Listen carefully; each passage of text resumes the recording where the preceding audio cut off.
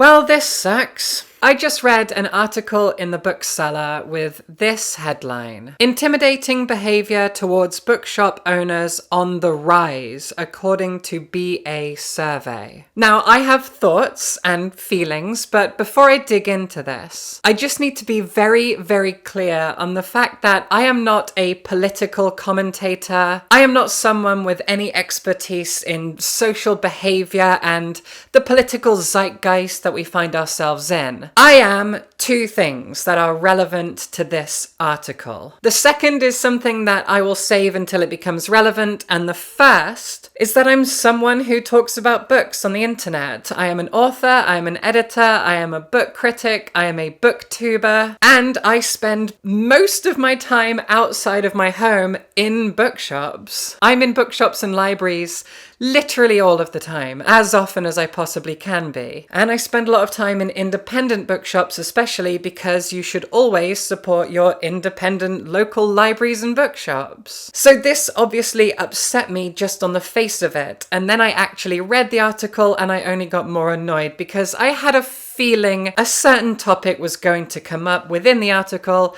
I was right, but we'll get there. Let's just quote from the beginning of the article so we've got some context. More than half, 54% of bookshop owners responding to a survey by the Booksellers Association say they have noticed an increase in intimidating behaviour towards themselves or their staff. According to the research conducted to coincide with Index on Censorship's relaunch of Banned Books Week for 2025, 5th to 11th of October, triggers for confrontational behaviour include hostility over choice of titles stocked, 47%, confrontations over perceived political views of the bookseller, 38%, and hostility over window displays, 28%. The survey includes responses from mainstream, independent, specialist, community, and faith-based bookshops, all reporting similar experiences. From here, the article includes quotes from interviews with two different owners of two different independent bookshops in the UK. And I will go into those momentarily because they relate to the sinking feeling in my gut. But before we get there, this is obviously something that is unnecessary, upsetting, frustrating, and it speaks to the fact that we are in a very politically turbulent and frightening time right now. When you see a headline and an article like this one, my mind has no choice but to go back to the history of book banning, book burning, book censorship throughout history, especially in a time nearly 100 years ago here in Europe. Specifically in Germany, and what's happening right now in Trump's America, etc., etc. Censorship, the policing of people's bodies, the weight and threat that free speech is currently under. It's all very frustrating. I think you can see how nervous I am just talking about this because I don't like where anything is going. But again, I'm not a political commentator. I'm not here to talk about where we all are and what all of this means, but you can't help it. I mean, it's all connected. What's happening to booksellers, the fact that they are being intimidated and being put under threat and feeling endangered, it is all because of the turbulent political bonfire that we are all stuck in right now. And you'll see how the other thing that I personally am will become relevant in the next part of the article. Because the first person that they interviewed is a woman named Marie Moser, and she is the owner of the Edinburgh Bookshop. Marie Moser, owner of the Edinburgh Bookshop, told Index on Censorship that despite hostility, she makes an effort to stock titles across polarized debates. She said, "Sometimes I can look at a book and think I personally would not be reading that, but I know I've got up to 20 customers who are going to want that." And that is the catch for me about being in a community that has broad tastes. I sympathize with this. I understand. For one, get the bag, right? You run a business. You need to cater to different people who are going to want different things. But at the same time, depending on what the book is, if it is something that is unsavory or inflammatory, depending on the politics, and that means different things to different people on different parts of the political spectrum. If you own the shop, just don't stock it. But that's your choice. Why am I telling you what to do? Moser added that while most of her customers voiced their concerns peacefully, she had seen an increase in aggression online and offline by a loud minority. At which point I, with my own political biases, thought, okay, I think I understand what people she's referring to, but it gets more interesting. The thing we've become aware of is we get it from both sides, she explained. I need to put a pin in that one. We're going to come back to that. Books on gender remain particularly contentious, she said. When a title by Kathleen Stock appeared in a window display, Moser was attacked online and accused of being anti-trans. Stock made headlines for leaving the University of Sussex in 2021 after being accused of transphobia for her views on gender and sex. The university was later fined £585,000 for failing to uphold free speech. I'm not going to get into Kathleen Stock in particular and all of that stuff, but no, let's keep reading first. The week before, Moser had dedicated the window display to biographies by trans authors. She said, "It's making me think a lot harder about windows." More recently, she faced complaints for stocking The Women Who Wouldn't Wished, a collection of gender-critical essays that drew controversy after the National Library of Scotland removed it from an exhibition this summer. "We chose in a team discussion to keep it in a stack behind the till rather than putting it out," said Moser. But again, people are coming in looking to fight with us. Now, I don't know how I'm supposed to take this, but if you go back over what I've just read, there's something I think worth noticing. Moser said that she was attacked online for having an anti-trans book in a window display. She said she faced complaints for stocking The Women Who Wouldn't Wished, which is also an anti-trans book. In between those two paragraphs, we get a smaller paragraph which says that she had dedicated the window display to biographies by trans authors, but that paragraph doesn't mention her coming under attack in any way. I find that kind of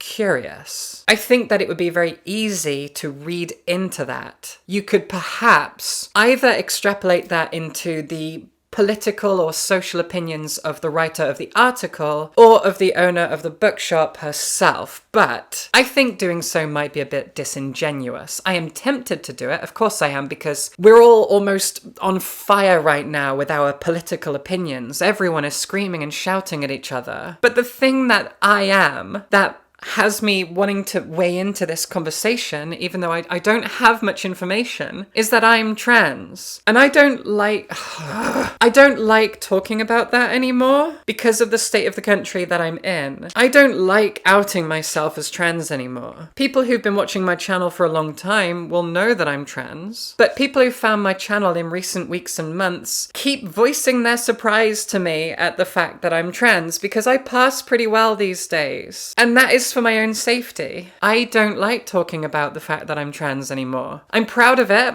I like being trans. In a safer country, in a safer space, I would be more vocal, but I am talking about my trans experience less and less because I don't feel safe anymore. And so as a trans person, I am always walking around with my hackles up, reading articles like this and wondering what I should be taking away from it, how afraid I should be. And so when the owner of this bookshop says that she came under fire for stocking multiple anti-trans books, I'm like, that's because they're anti-trans books. It's not very nice, is it? But that's not me excusing harassment. Don't harass people. Don't abuse, don't threaten, don't do anything awful. What? It's reasonable to complain. It's reasonable to ask a bookshop not to do that. It is unreasonable to ever harass anyone for any reason. Don't harass, don't abuse, don't threaten, don't do those things. Ever. And then before I said that I needed to put a pin on the fact that she said that she gets it from both sides, I knew that this was going to be about gender. I knew it was going to be about trans people. Of course, because we are the political football right now. We're the ones being kicked around. Everyone has an opinion on us. People just living our lives. Well, they've got opinions on that. I don't like the phrase both sides because it's not two sides of a debate. We need to stop framing it that way. You've got trans people who exist and live and struggle to do so because of what our governments and our politicians and our lawmakers and our police and everyone else is doing to us for no good reason whatsoever. And then on the other side, you've got the people who don't like us for existing. Those are not two sides of a debate. Those are victims and abusers. The trans community are victims of abuse, and the other side are the abusers who don't like us and threaten us and demonize and vilify us.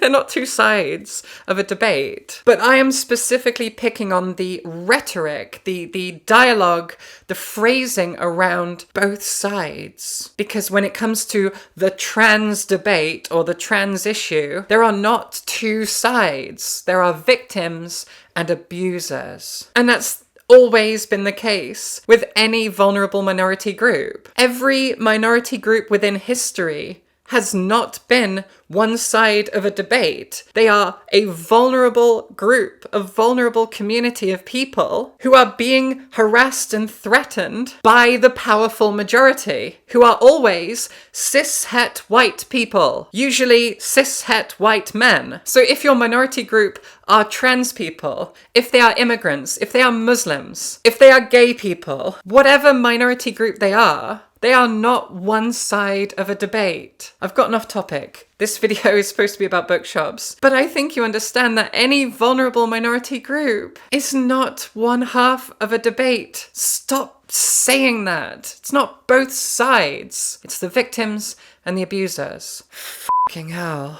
Then we get a few quotes from a man named Ross Bradshaw. Ross Bradshaw, founder of the Five Leaves Bookshop in Nottingham, previously worked at the city's Mushroom Bookshop, which was attacked by the far right in the mid-90s. Now at Five Leaves, he said he has seen an increase in hostility towards books addressing race and gender. We had a lot of transphobic pressure a few years ago, largely emails and not from people living in Nottingham, because of our coverage of trans writers. His response was to double down and host more events with trans speakers. Things escalated, however, when an ex-soldier attempted to burn down the shop in 2023. That person is now in prison for attempted arson. At his trial, it came out that he was particularly angry because of our support for Black Lives Matter in the wake of the murder of George Floyd, Bradshaw said. He added, "We thought that the best response to this was simply to carry on doing what we do, to be the best bookshop we can be, knowing our customers are behind us all the way." Ross is clearly a man of integrity. He's a person who's obviously been in the game a long time, who's no stranger to far-right abuse, and he's only doubled down on his stance of standing up for vulnerable minority groups, the black community and the queer community. And I'm grateful to him. I am impressed by him, and I am saddened by the fact that these far-right attacks are now becoming more common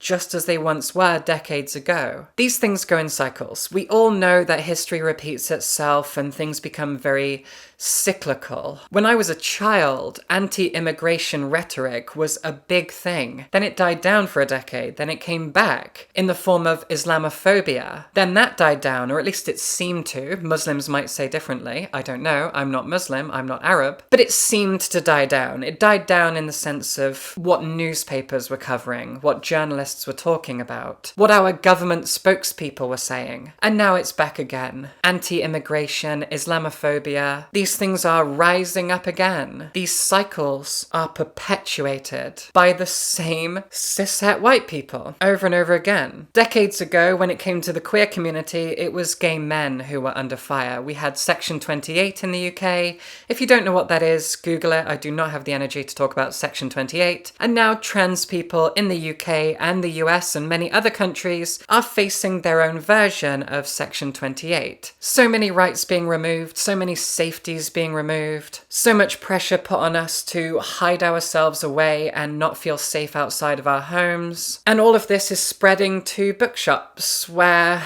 booksellers are being harassed. Here in Glasgow, we have a queer bookshop called Category Is Books, and they have a big trans flag hanging up above their door. It's there all the time. And I think it was last year now, the flag was ripped down by some anti-trans thugs. And in a wonderful show of solidarity, the community all around the neighborhood came together to put a new flag up. It's absolutely wonderful. It was such a shot of good fortune and good feeling and community empowerment that made me so happy when I read about it. And I've been to Category Is Books many times, and I'd say half the time that I've ever been there, someone walks past and makes a remark or says something. I was there a few weeks ago and a middle-aged bloke walking his dog walked past. The door was open and he spat at the doorway. He called us queers and he just spat onto the floor at the threshold of the doorway. And I was there like a meter away from him. So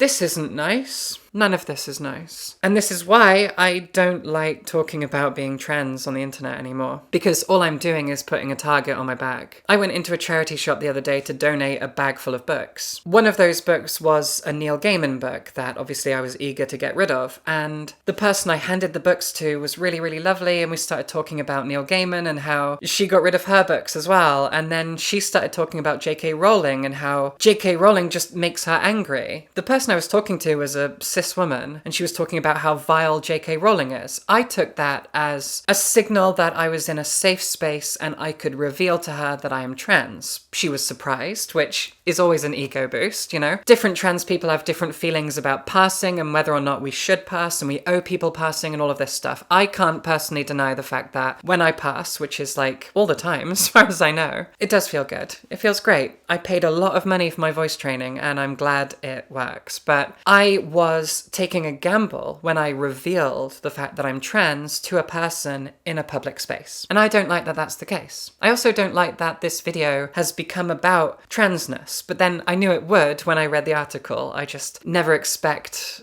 I never predict how upset I'm going to get in my videos. I get very irate, I get very stressed, and you can see it, I'm sure you can feel it. I don't want to read too much into the article, but the phrase both sides has definitely stuck in my skin like a splinter. Stocking anti-trans books is, in my opinion, antagonistic and unkind. That doesn't mean that a bookseller should ever get harassed or bullied or threatened for doing so. I would personally ask her politely not to stock those books because they hurt and threaten our community's safety. They are written with malice and cruelty. If instead of requesting that and trying to have a conversation about it, people are simply throwing out anonymous threats online, that's also cruelty and it's not fair. Just stop harassing people. I am undeniably proud of Ross Bradshaw for standing strong against far-right thugs as far back as the mid-90s. And today, standing strong against an attempted arson attack. I can't deny, I am very impressed by his courage and his willingness to stand strong with the queer community and the black community. Thank you, Ross. Thank you so much. And I don't like the fact that booksellers are under threat. I don't like the fact that bookshops are now being targeted. That was originally the point of this video, was for me to say I hate the fact that political discourse and political unrest is bleeding into safe, wonderful spaces like bookshops and libraries, and how now booksellers are statistically more under threat now than they were because of the inflammation of hatred and bigotry towards immigrants, minority groups, Muslims, black people, queer people, trans people, etc., etc. Because of that, booksellers have to suffer. That's not fair, that's not safe. A bookshop, a library, these places are fountains of knowledge, information, escapism, joy, adventure, community, and so many other things. They are positive, safe, glorious, important, vital spaces, and they're under threat, and that makes me furious. As a trans person, I only feel doubly frustrated because, of course, it had to be about us, didn't it? Because they can't just leave us alone. And now they're coming for bookshops, booksellers, the owners of independent businesses doing good work. They're coming for them as well because we exist and they don't like that. So now not only are we suffering, but other people who dare to show any modicum of support for us or just recognize us as people, they're now under threat as well. It's disgusting. Subscribe for books.